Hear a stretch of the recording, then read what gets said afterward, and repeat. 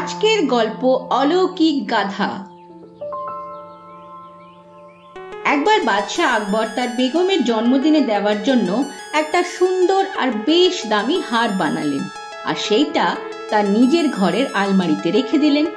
জন্মদিনের দিন বাদশাহ আকবর যেই সেই হারটা বের করতে গেলেন, তার চক্ষু চড়ক গাছ, কারণ আলমারি থেকে হারটা গায়েব ছিল। এটা দেখে তিনি রেগে আগুন হয়ে গেলেন আর সঙ্গে সঙ্গে সৈনিকদের ডেকে ওই হারটা খোঁজার নির্দেশ দিলেন। অনেক খোঁজার পরেও হারটা কোথাও পাওয়া গেল না।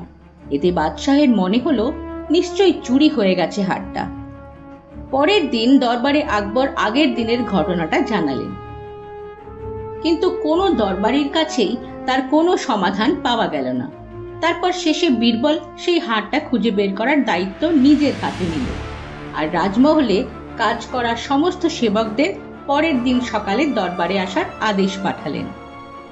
পরের দিন সকাল হতেই সমস্ত সেবকের দল রাজ দরবারে এসে হাজির হলো, কিন্তু বীরবল সেখানে ছিল না। সবাই বীরবলের অপেক্ষা করছিল। এমন সময় বীরবল একটা গাধা নিয়ে দরবারে পৌঁছলো। বীরবলের সাথে ওই গাধাটা দেখে সকলে খুব অবাক হয়ে গেল। হুজুর, এই গাধাটাকে আমি একটা জাদুঘরের কাছ থেকে নিয়ে এলাম।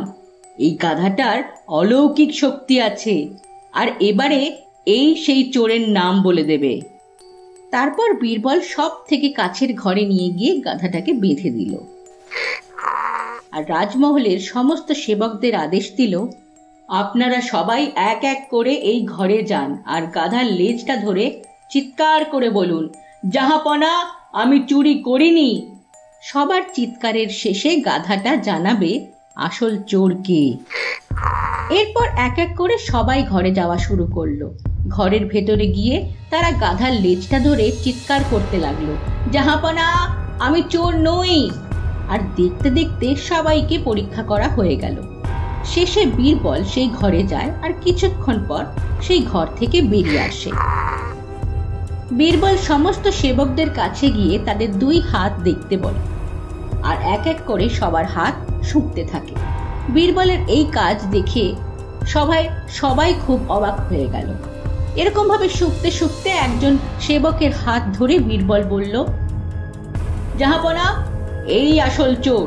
বীরবল, তুমি এত স্থির ভাবে কি করে বলছো যে চুরিটা এই সেবকই করেছে?